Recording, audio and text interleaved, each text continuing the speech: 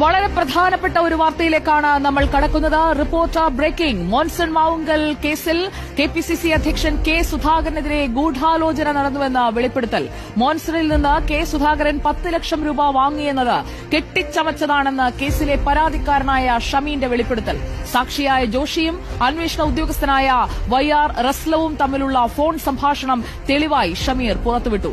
ഗൂഢാലോചനയ്ക്ക് പിന്നിൽ മുഖ്യമന്ത്രിയുടെ political secretary P ശശിയും അന്വേഷണ ഉദ്യോഗസ്ഥനായ YR റസ്ലവുമെന്നും വെളിപ്പെടുത്തൽ. അതിജീവിത മോൻസൺ മാവുങ്കലിന്റെ വീട്ടിലുണ്ടായിരുന്നെന്ന് CPIM സംസ്ഥാന സെക്രട്ടറി MV ഗോവിന്ദന്റെ പ്രതികരണത്തിന് പിന്നിലും പി ശശിയെന്നാണ് ആരോപണം.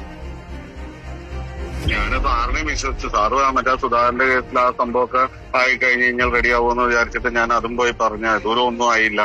എല്ലാം കൂടെ ഞാൻ അതും പെട്ട് ആ കേസുമായി. ഇനിയിപ്പോ ആ കേസിൽ ഇനിയിപ്പോ എന്നാണ് വരുന്നതെന്ന് എനിക്ക് അറിഞ്ഞൂടാ. ഇനിയിപ്പോ അവരെന്തൊക്കെ ചെയ്യുമെന്ന് എനിക്ക് അറിഞ്ഞൂടാ. പക്ഷേ ഈ സുധാകരന്റെ കേസിൽ യഥാർത്ഥത്തിൽ നിങ്ങൾ അക്കൗണ്ടിൽ എത്ര രൂപ വന്നത് ഈ മോൺസന്റെ കേസിൽ എന്ന് പറഞ്ഞേ? ഏതാണ് സുധാകരന്റെ? അല്ലെ, മോൺസന്റെ കേസിൽ നിങ്ങൾ അക്കൗണ്ടിൽ എത്ര രൂപ വന്നു? എന്റെ അക്കൗണ്ടിൽ വന്നിട്ട് 3 കോടി രൂപ. നിങ്ങൾ അറസ്റ്റ് ചെയ്ത് വന്നിട്ട്? ഏതാണ്? ഇല്ല. നിങ്ങൾ അറസ്റ്റ് ചെയ്തോ? ഇല്ല. അതിനാണല്ലോ വാഗത്താനം കേസിൽ അറസ്റ്റ് ചെയ്തില്ല. അതിപ്പോ ഞാൻ ഉത്തരവാണ്. നിങ്ങൾ അറസ്റ്റ് ചെയ്താൽ നിങ്ങളൊക്കെ ഇന്നസെന്റ് ആയിട്ട് നിങ്ങളുടെ അക്കൗണ്ടിലേക്ക് മോൺസന് പറ്റിച്ച് പൈസ ഇട്ടുവെന്ന് ബോധ്യം വന്നോണ്ടല്ലേ നിങ്ങളെയൊക്കെ ഞാൻ അങ്ങനെ ആക്കിയത്. അന്വേഷണത്തിൽ അങ്ങനെയല്ലേ വന്നത്? ഇതാദ്യം എങ്ങനെയാണോ? ജോഷി അറിഞ്ഞിട്ടാണോ പൈസ അക്കൗണ്ടിൽ വന്നത്?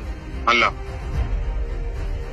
ഈ ജോഷി എന്റെ അടുത്ത് വന്നിട്ട് പറയുന്നു, എന്നെ കൊണ്ട് നിർബന്ധിച്ച് YR റസ്റ്റം പറയിപ്പിച്ചതാണ്, എന്നെ കേസിൽ നിന്ന് രക്ഷപ്പെടുത്താ എന്ന് പറഞ്ഞിട്ടുണ്ട്.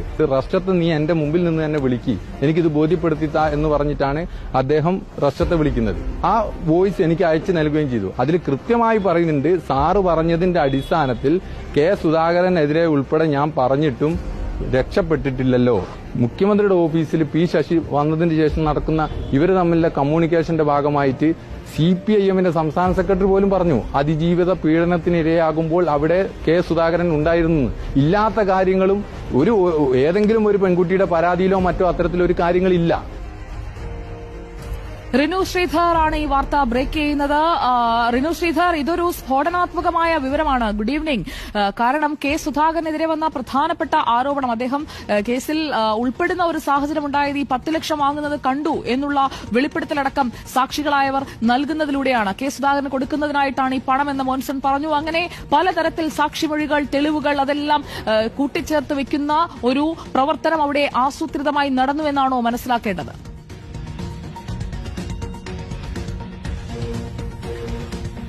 Good evening Sujaya. 2021 മോൺസൺ മാവുങ്കൽ കേസുമായി ബന്ധപ്പെട്ടുകൊണ്ട് വലിയ രീതിയിലുള്ള ആരോപണങ്ങളും ആക്ഷേപങ്ങളും ഉയർന്നു വരുന്നതും FIR രജിസ്റ്റർ ചെയ്ത അന്വേഷണം ആരംഭിക്കുന്നതും ആദ്യഘട്ടത്തിൽ അന്വേഷണം നടത്തിയ അന്വേഷണ സംഘത്തിൽ നിന്നാണ് ഈ YR അറസ്റ്റും ക്രൈംബ്രാഞ്ച് DYSPയുടെ നേതൃത്വത്തിൽ അന്വേഷണം നടത്തുന്നത്.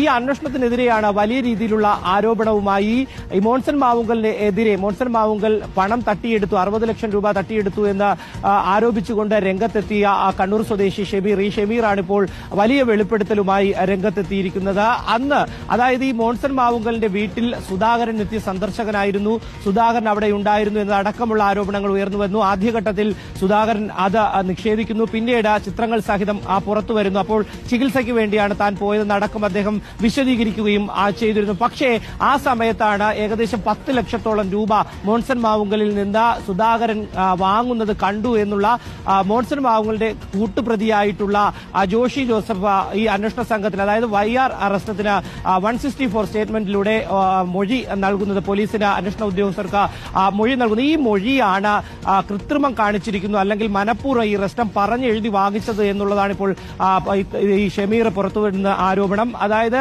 വലിയ രീതിയിലുള്ള അട്ടിമറിയാണ് ഈ കേസിൽ നടന്നത്. സുധാകരനെതിരെ വലിയ രീതിയിൽ ഗൂഢാലോചന നടന്നു. അവിടെ പോക്സോ കേസ് അടക്കം മാവുങ്കലിനെതിരെ ഉയർന്നു വന്നു, പീഡന കേസ് അടക്കം ഉയർന്നു വന്നു.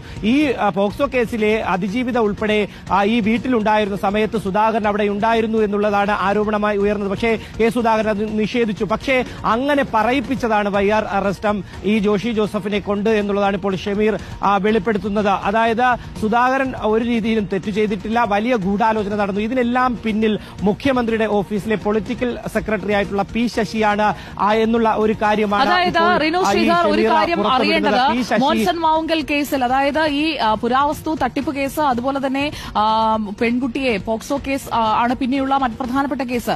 അതിൽ ഈ അതിജീവിത ഉള്ളപ്പോൾ ആ വീട്ടിൽ കെ സുധാകരൻ ഉണ്ടായിരുന്നു എന്നൊക്കെ എങ്ങനെയാണ് ഇത്രയ്ക്ക് ആധികാരികമായി ഉറപ്പിച്ച് പറയാൻ കഴിയുക? അതൊരു പാർട്ടിയുടെ സംസ്ഥാന സെക്രട്ടറി പറഞ്ഞതിന് പിന്നിൽ പൊളിറ്റിക്കൽ സെക്രട്ടറി പി ശശിയാണ് എന്ന് ഷമീർ പറയുന്നത് എന്തിന്റെ അടിസ്ഥാനത്തിലാണ്? എവിടെ നിന്നാണ് ഷമീറിന് അക്കാര്യത്തിൽ ആധികാരികമായി പറയാൻ കഴിയുന്ന കൃത്യമായ ബാക്ക്ഗ്രൗണ്ട് കിട്ടുന്നത്? സുജയ, അത് ഏറ്റവും പ്രധാനപ്പെട്ട ഒരു ചോദ്യം. കാരണം അന്ന് ഈ പൊളിറ്റിക്കൽ സെക്രട്ടറിക്കെതിരെ ഇപ്പോൾ നിലവിൽ ആരോപണം ഉയരുമ്പോഴാണ് അന്ന് ഈ സുധാകരൻ ഈ അതിജീവിതം ഉണ്ടായിരുന്ന സമയത്ത്, അല്ലെങ്കിൽ അതിജീവിതയെ ആക്രമിക്കുന്ന സമയത്ത് സുധാകരൻ അവിടെ ഉണ്ടായിരുന്നു എന്നത് അന്ന് കൃത്യമായി തന്നെ എം വി ഗോവിന്ദൻ സ്ഥിരീകരിക്കുന്ന ഒരു സാഹചര്യം കൂടി ഉണ്ടായിരുന്നു. അതിനെതിരെയാണ് ഇപ്പോൾ ഷമീർ പറയുന്നത്. അതായത് ഷമീർ ഇതിലെ പരാതിക്കാരനാണ്. ഷമീറിന്റെ എതിർകക്ഷിയായിരുന്നു ഈ ജോഷി ജോസഫ് എന്ന് പറയുന്ന മോൺസൺ മാവുങ്കലിന് ഒപ്പമുണ്ടായിരുന്ന കക്ഷി. അവർ ഇപ്പോൾ പരസ്പരം സംസാരിക്കുന്നു. പക്ഷേ ഈ കേസിൽ, അതായത് പോക്സോ കേസിൽ അടക്കം ഈ ജോഷി ജോസഫും പ്രതിയാണ്, പീഡന കേസിൽ അടക്കം പ്രതിയാണ്. പക്ഷേ ഈ കേസുകളിലൊക്കെ തന്നെ മോൺസൺ മാവുങ്കലിനെ ഇപ്പോൾ കോടതി തെറ്റുകാരനല്ല എന്ന് കണ്ടെത്തിയിരിക്കുന്നു. പക്ഷേ ജോഷി ജോസഫ് തെറ്റുകാരനാണെന്ന് കോടതി സ്ഥിരീകരിക്കുകയും ശിക്ഷ വിധിക്കുകയും ഒക്കെ തന്നെ ചെയ്തിരിക്കുന്ന ഒരു സാഹചര്യമാണ്. കഴിഞ്ഞ ദിവസങ്ങളിൽ, അല്ലെങ്കിൽ കഴിഞ്ഞ മാസങ്ങളിലൊക്കെ തന്നെ ഷമീറുമായി ഇദ്ദേഹം കൂടിക്കാഴ്ച നടത്തുമ്പോൾ ഷമീറിന് വിശ്വസിക്കാൻ കഴിഞ്ഞില്ല. ഈ ആരോപണങ്ങളെല്ലാം തന്നെ ഷമീറിനോട് ഈ ജോഷി ജോസഫ് പങ്കുവയ്ക്കുമ്പോൾ അവിടെ നിന്നുകൊണ്ട് ഷമീർ തന്നെ ഈ വൈആർ എസ്എം ഡിവൈഎസ്പിയെ ഫോണിൽ സംസാരിക്കുന്ന സംഭാഷണമാണ് നമ്മൾ ഇപ്പോൾ അതൊരു വളരെ പ്രധാനപ്പെട്ട ബ്രേക്കിംഗ് വാർത്ത തന്നെയാണ്. ഇതിൽ നമുക്ക് ഇനി അറിയേണ്ടത് കെ സുധാകരന്റെ പ്രതികരണമാണ്. അതുപോലെ തന്നെ പി ശശി പ്രതികരിക്കുമെങ്കിൽ, എം വി ഗോവിന്ദൻ മാഷ് സിപിഐഎം സംസ്ഥാന സെക്രട്ടറി പ്രതികരിക്കുമെങ്കിൽ, ഇവർ 3 പേരുടെയും പ്രതികരണമാണ് ഈ വാർത്തയിൽ ഏറ്റവും സുപ്രധാനമായത്. കാരണം ഈ വിഷയത്തിൽ ഈ 3 പേരുമാണ് പറയേണ്ടത് യഥാർത്ഥത്തിൽ എന്താണ് സംഭവിച്ചത്. ഇപ്പോൾ ഷമീർ വെളിപ്പെടുത്തുന്നത് പ്രധാനപ്പെട്ട കാര്യമാണ്. ഒരാൾ പണം വാങ്ങിയിട്ടില്ല എന്ന് അറിഞ്ഞുകൊണ്ട് തന്നെ അയാളെ ഇതിൽ പെടുത്തുന്നതിനായിട്ടുള്ളൊരു ശ്രമം നടന്നെങ്കിൽ ആ ശ്രമത്തിനായി ആരൊക്കെയാണോ ഉണ്ടായിരുന്നത് അവർക്കും ശിക്ഷ കിട്ടേണ്ടതാണ്. ആ രീതിയിൽ അന്വേഷണം നടക്കേണ്ടതാണ് ഷമീർ വെളിപ്പെടുത്തുന്നത്. ശരിയാണെങ്കിൽ ഈ ഫോൺ സംഭാഷണമാണ് ഇപ്പോൾ ആധികാരികമായ ഒരു തെളിവായി ഷമീർ മുന്നോട്ട് വയ്ക്കുന്നത്. തുടർ വാർത്തകൾ വന്നുകൊണ്ടേയിരിക്കുന്നു. ബ്രേക്കിംഗ് വാർത്തകൾ വരുമ്പോൾ നമുക്ക് അതിലേക്ക് പോകാം.